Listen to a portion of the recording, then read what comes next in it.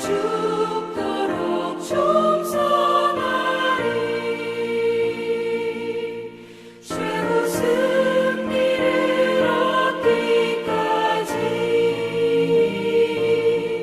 주의 십자가 사랑하리.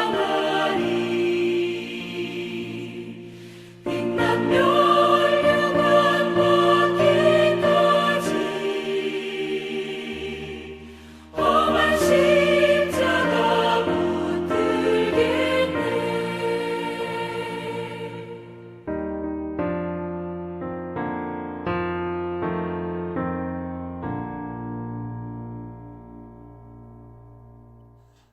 오늘 본문은 마태복음 27장 45절에서 46절까지의 말씀입니다. 함께 봉독하시겠습니다. 제6시로부터 온 땅에 어둠이 임하여 제9시까지 계속되더니 제9시쯤에 예수께서 크게 소리질러 이르시되 엘리 엘리 라마 사박다니 하시니 이는 곧 나의 하나님 나의 하나님 어찌하여 나를 버리셨나이까 하는 뜻이라. 아멘. 할렐루야. 고난주간 가운데 있는 우리 수요일날 이렇게 함께 수요 예배를 드리게 하신 주님을 찬양하며 또 이 시간 함께 가정에서 또 각 처소에서 예배에 함께 하시는 모든 성도님들 주님의 이름으로 환영하고 또 축복합니다.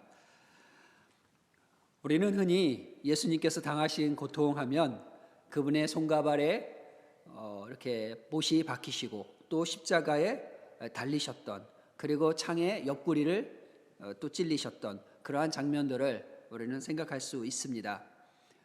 그리고 어쩌면 또 한편으로는 이것이 주님께서 당하신 고통의 전부라고 이렇게 또 생각할 수도 있습니다.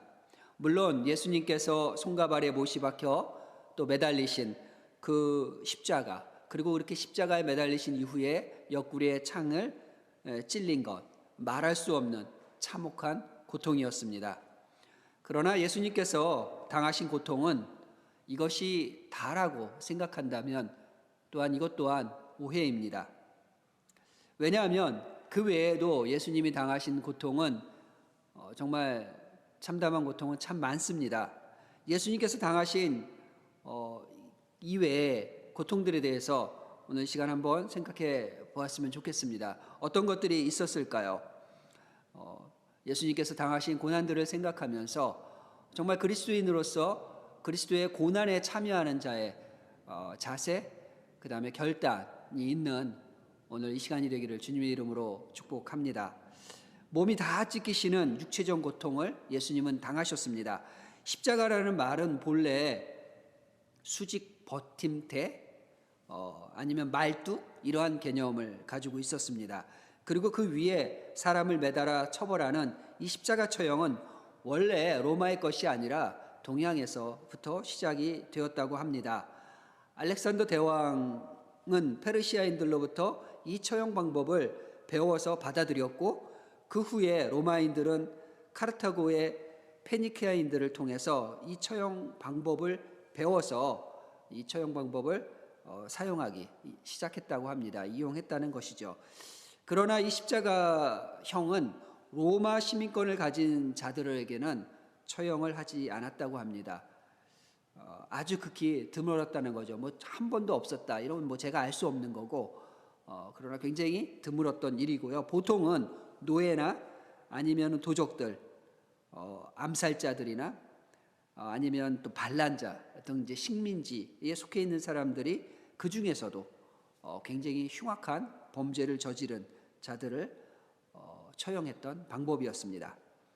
이 십자가 처형을 통해서 흉악범에게 적용시켰던 이유는 이런 형틀에다가 죄인을 못 박아 매달아 놓으면 고통이 굉장히 이렇게 가중되기 때문에 물과 피를 쏟는다라는 그 의미가, 예전에 제가 어디서 이렇게 보았는데 십자가 이렇게 매달려 있으면 모든 피가 이렇게 밑으로 쏠리게 돼 있다고 합니다. 내장들도 다 이렇게 쏠리고, 그것이 이제 장기간 계속되면 이게 뭐 옆구리에 청을 찔려서가 아니라 또 못을 박혀가지고 뭐 이 못을 박았다고 해가지고 그것으로 죽는 것이 아니라 결국은 그렇게 장기들이 밑으로 내려가고 피들이 밑으로 쏠리면서 혈액순환이 제대로 안 되고 그 시간이 오래되면 그러면서 이제 서서히 생명이 끝나가는 아주 잔인한 방법이었다라고 제가 본 기억이 있습니다. 예, 십자가형은 이런 참혹한 처형 방법이었습니다. 그리고 대개는 여러 달씩 그렇게 고통을 계속 당하다가 서서히 죽기 때문에 아주 극형 중에서도 극형이었다고 그 시대에 그렇게 말하고 있습니다. 이렇게 보면 예수님께서 그때 얼마나 큰 육체적인 고통을 감당했는지 조금은 이해할 수 있을 것 같습니다. 게다가 그분은 손과 발에 못이 박혀서 십자가에 매달린 다음 그리고 이제 옆구리에다가 창을 뚫어서 그렇게 밑으로 쏠려 있던 피들을 장기들을 다 쏟아내게, 그래서 물과 피를 다 쏟았다라고 하는 표현이 그렇게 나온다고 합니다. 이 병정 그 로마 병사가 옆구리에 이렇게 창을 찔렀던 또 이유 중에 하나는 사실 예수님께서 이렇게 잡히시던 때 그들을 그 예수님을 잡기로 모략했던 원수들이 한 얘기가 있는데 기억하십니까? 안식일 날 하지 말자고 하거든요.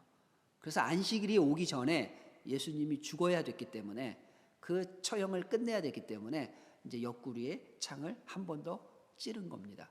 그래서 더 빨리 생명이 단축될 수 있도록 안식일 전에 죽도록 한 것이죠. 절명하도록 만든 겁니다. 예수님은 십자가에 못 박히시고 옆구리를 창으로 찔림을 당하셨을 뿐만 아니라 이제 채찍에 맞아서 살이 찢기시는 그리고 머리에 가시 면류관을 쓰고 피를 흘리며 무거운 십자가를 메고 넘어지고 또 메고 넘어지고 하면서 골고다의 언덕을 올라갔습니다. 제가 사는 곳에 그 이스라엘이나 이렇게 유대 광야에서나 아니면 요르단 광야에 가면 정말 그 가시가 이렇게 큰 게 있어요. 가시 하나가, 그런 나무들이 있어요. 가시나무가.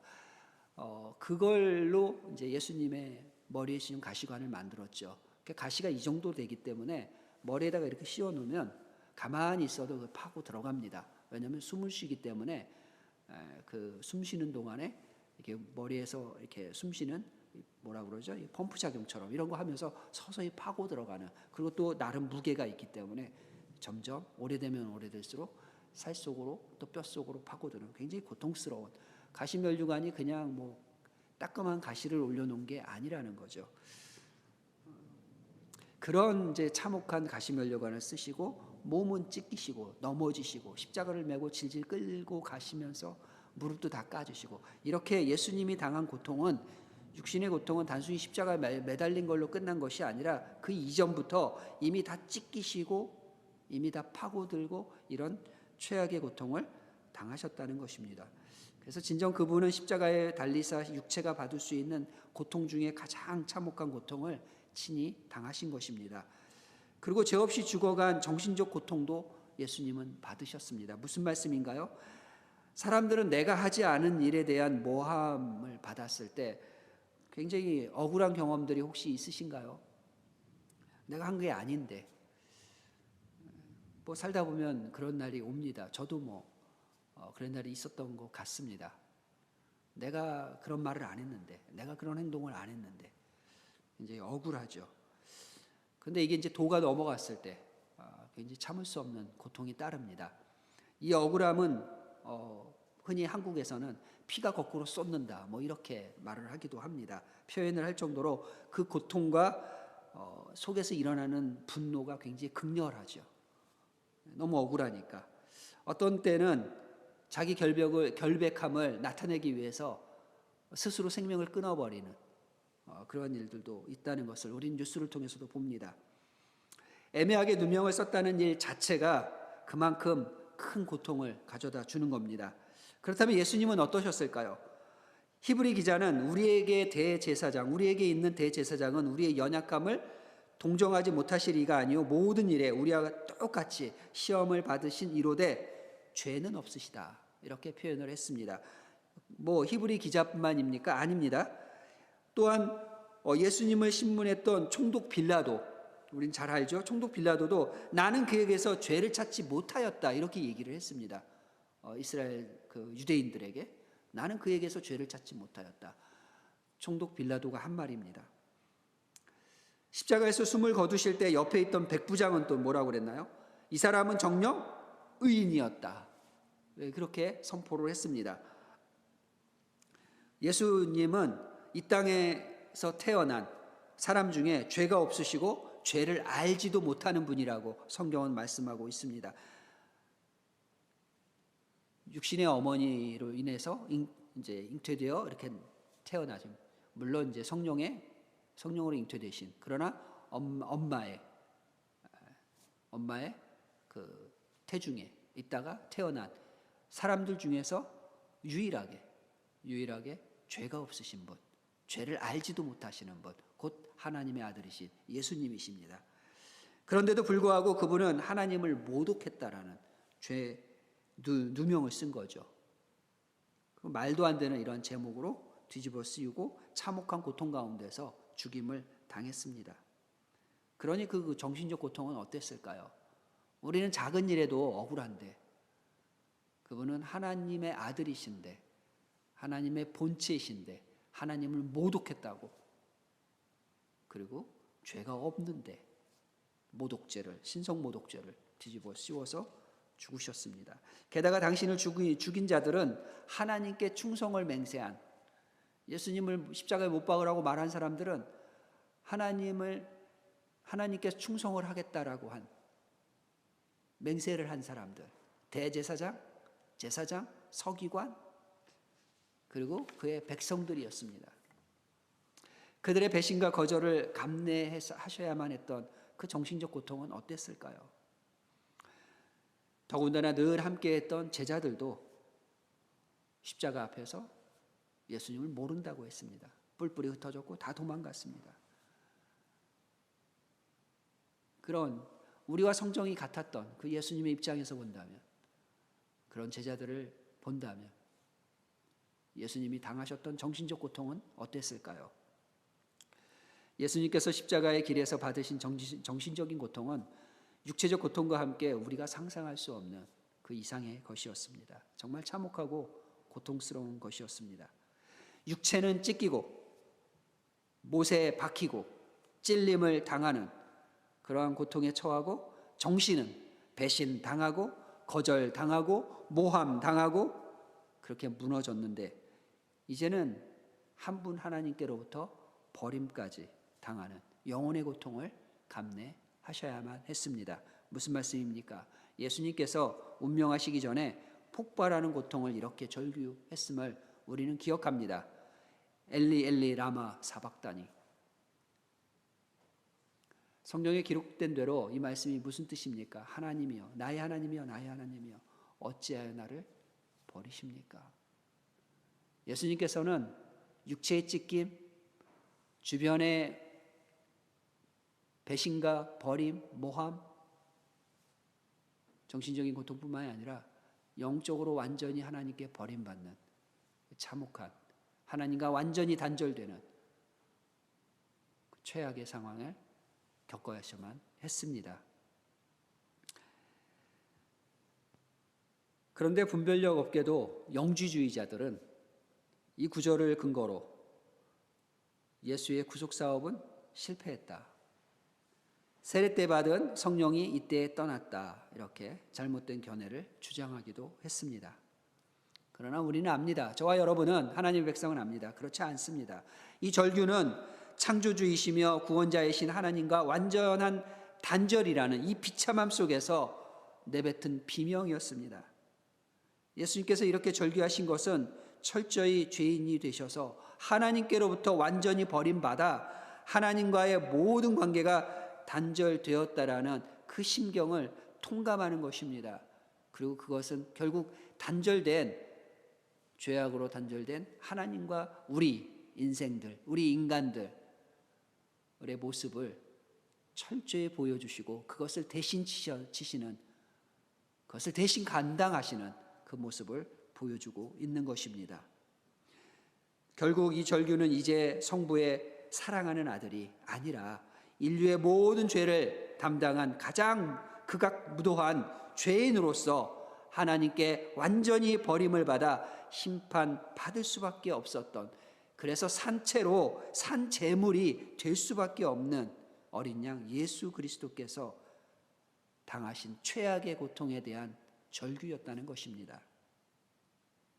사랑하는 성도 여러분, 예수님께서 우리의 죄 때문에 십자가에 못 박히고 옆구리에 창을 뚫리는 이 육체적 고통만 받으신 것이 아니라고 오늘 우리는 말씀을 통해서 또 이렇게 봅니다. 그분은 죄 없으신 몸으로 죄 많은 자들의 손에 죽어야 했던 정신적 고통까지도 받으셨고, 그 무엇보다도 아버지이신 하나님께 버림을 당하는 영혼의 고통까지도 당하신 것입니다. 정말 최악의 고통이 아닐 수 없습니다. 예수님께서 이런 고통을 다 감당하셨던 것은 말할 것도 없이 우리로 하여금 너희는 이제 이런 고통 속에 떨어지지 말아라, 바로 저와 여러분이 이런 고통 속에 떨어지지 말도록, 않도록 영생을 얻게 하기 위함이었습니다. 아멘. 그분의 육체적 찢김, 그분의 정신적 고통, 그분의 영혼의 단절이 가져오는 영혼의 고통이 바로 저와 여러분 때문인 것을 우리는 또 이 시간 한 번 더 고백해야 할 수밖에 없는 하나님의 말씀 앞에 섰습니다. 이제 성경은 그리스도인들에게, 이렇게 구원받은 우리에게 특별히 이 고난주간을 보내면서 한 번 더 그리스도의 고난에 참여하는 자가 되라, 이렇게 부르십니다. 주님의 부활의 영광에 참여하기를 원하느냐? 그러기 위해서는 이제 오늘 너희가 그리스도의 이 고난에도 참여하는 자가 되어라, 이렇게 말씀하시는 것입니다. 성도 여러분들, 혹시 나는 그리스도의 고난에 참여하는 자가 되겠습니다라고 결단하셨습니까? 그럼에도 불구하고 우리는 쉽게 그렇게 말합니다. 그리스도인으로 살아가는 것이 너무 힘듭니다. 그리스도인으로 살아가는 것이 너무 어렵습니다. 우리는 이렇게 말합니다. 그런데 그거 아십니까? 원래 예수님의 제자로 부름받았을 때, 원래 하나님의 백성으로 인침을 받았을 때, 원래 그리스도의 보혈로 인하여 새 사람이 되었을 때부터 우리가 가야 될 길은 처음부터 좁은 길이었습니다. 우리 앞에 놓여 있는 길이, 그리스도인의 길이 넓은 길이 아닙니다. 원래 처음부터 우리의 출발은 좁은 길이었습니다. 저와 여러분이 사는 삶이 이 세상에서 이렇게 넓게 펼쳐진 세상 가운데서 어렵고 힘든 것이 당연하다는 것입니다. 우리는 처음부터 좁은 길을 가는 사람들이기 때문입니다. 그래서 오늘 이렇게 말씀을 드립니다. 그리스도의 그 고난에 참여하는 자가 됩시다. 저와 여러분이 그렇게 참여합시다. 고난에 참여하는 자, 그가 참 성도이기 때문입니다. 고난에 참여하시기를 결단하시는 우리 마인중앙교회 성도님들을 주님의 이름으로 축복합니다. 그리고 함께 그리스도의 고난의 길, 우리의 삶이 고난의 길이 될지라도, 힘들고 어려울지라도 이 좁은 문을 성령을 의지해서 힘있게 함께 달려 나아갑시다. 그럼 이 고난 너머에 있는 그리스도의 그 영광에, 부활의 영광에 기쁨으로 동참할 수 있음을 믿으시기 바랍니다. 그렇게 그리스도의 부활의 영광에 참여하는 모든 분들을 주 예수 그리스도의 이름으로 축복합니다. 우리 함께 기도하시겠습니다. 사랑하는 아버지 하나님, 감사합니다. 예수님의 고난은 단순히 손과 발에 못이 박히고 십자가에 매달리고 옆구리에 창이 찔렸던 그 순간의 그 고통만은 아닌 것을 주님 다시 한번 기억해 봅니다. 예수님이 채찍에 맞고 머리에 가시면류관을 쓰시면서 찢기고 찔림을 당하고 또 무거운 십자가를 지고 골고다를 올라가셨던 그 육체적 고통, 그 참혹한 고통, 그것만이 아니라 가장 믿었던 제자들에게도 호산나 호산나 다윗의 자손이라고 외쳤던 백성들에게도 외면받고 배신당하고 모함받고 거짓 증언을 받았던 그 정신적 고통도 참혹했습니다. 하나님과의 완전한 단절로 영혼의 참혹함도 당하셔야만 했었던 그 예수님을 기억하여 그런 고난에 동참하는 주의 사랑하는 성도들이 되게 하심을 감사합니다. 결단하게 하심을 감사합니다. 끝까지 이 믿음의 여정을 주님과 함께 승리하는 저희 성도들 되게 하여 주옵소서. 예수님의 이름으로 기도드렸습니다. 아멘. 함께 기도하겠습니다. 예수께서 가라사대 아버지여 저희를 사하여 주옵소서. 자기의 하는 것을 알지 못함이니이다. 아멘. 우리를 예수께서 흘리신 십자가의 보혈로 깨끗게 하신 아버지 하나님, 이 시간 두렵고 떨리는 마음으로 주님께 아뢰옵니다. 주님께서는 어린 나귀 새끼를 타시고 예루살렘 성에 입성하셨는데 우리는 높은 자리를 탐하며 자리다툼을 하였습니다. 주님께서는 성전에 들어가셔서 깨끗하게 청소하셨는데 우리들은 아직도 탐욕과 악한 습성을 버리지 못했습니다. 주님께서 장차 멸망할 예루살렘 도성을 바라보시며 우셨는데 우리는 나라와 민족과 교회를 위해 울며 기도하지 못했습니다. 우리의 이기심과 교만한 모든 죄를 용서하여 주옵소서. 우리는 십자가를 향하여 어린 양같이 걸어가신 예수님을 따른다고 하면서도 주님의 뜻에 순종하지 않은 죄를 범하였습니다. 우리는 하나님의 말씀대로 살겠다고 약속하고도 우리 자신의 생각대로 행동한 죄를 고백합니다. 교회에서는 주님께 예배하며 찬송과 경배를 드리고도 세상에 나가서는 자신의 영광을 위하여 살았던 죄를 고백합니다. 주님만 홀로 십자가를 지시게 하고 세상에 숨어 자신의 평강만을 받고자 한 죄를 고백합니다. 이 모든 죄를 주님의 십자가 밑에 내려놓사오니 용서하여 주옵소서. 회개하는 저희의 중심을 보시는 아버지 하나님, 우리에게 믿음을 더해 주셔서 하나님의 자녀로 부끄럽지 않게 하시고 은혜와 진리가 충만한 삶을 살도록 인도하여 주옵소서. 우리 교회 공동체를 믿음을 전승하는 신앙 공동체, 영과 진리로 드리는 예배 공동체, 행복한 가족 공동체, 건강한 교회 문화를 창조하는 문화 공동체, 땅끝까지 복음을 전하는 선교 공동체로 세우시옵소서. 임직을 준비하고 있는 집사님들이 주님의 몸된 교회를 섬기는 자로 오직 하나님의 영광을 위한 삶으로 결단하는 기쁨이 있게 하옵소서. 주님의 몸된 교회를 시간과 힘과 정성을 다해 섬기시는 모든 성도들의 헌신을 기쁘게 받으시고 성도들의 헌신된 섬김이 온전히 하나님의 뜻과 하나님의 나라를 위해 사용되게 하옵소서. 주일학교와 청소년들이 모두 성령 충만, 말씀 충만, 감사와 찬양이 충만한 경건한 삶을 살게 하옵소서. 아비투어와 신학을 위해 준비하고 있는 모든 자녀들에게도 성령의 지혜와 총기와 건강을 주옵소서. 지난주일부터 시작된 성경훈련학교에 은혜를 부어주사 전하는 자나 배우는 자가 모두 주님의 말씀을 더욱 깊이 깨닫게 하시고 말씀에 거하는 삶이 되도록 인도하옵소서. 주님의 치료하심을 간구하는 성도들의 기도에 응답하사 영육이 회복되는 기적의 은혜를 경험하게 하옵소서. 오늘도 복음 전파의 사명을 위하여 힘을 다하는 선교사님들과 가정과 사역을 보호하여 주옵소서.